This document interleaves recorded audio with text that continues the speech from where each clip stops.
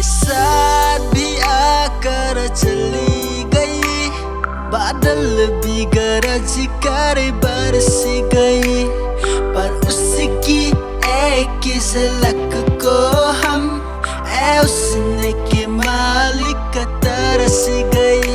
कब प्यास बुझेगी आँखों की, दिन रात ये दुखरा रहता है। मेरे सामने वाली खिड़की में एक चांद का टुकड़ा रहता है।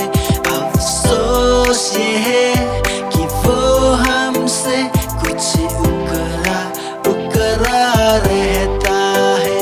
मेरे सामने वाली खिड़की में एक चांद का टुकड़ा रहता है।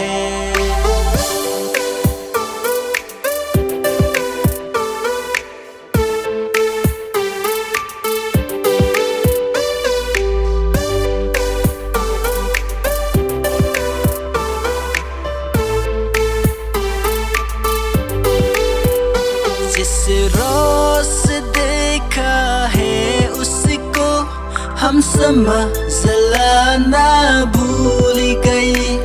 दिल थाम के ऐसे बैठे हैं, कहीं आना जाना भूल गई।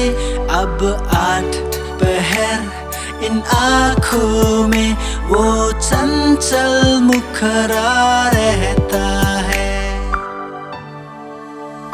मेरे सामने वाली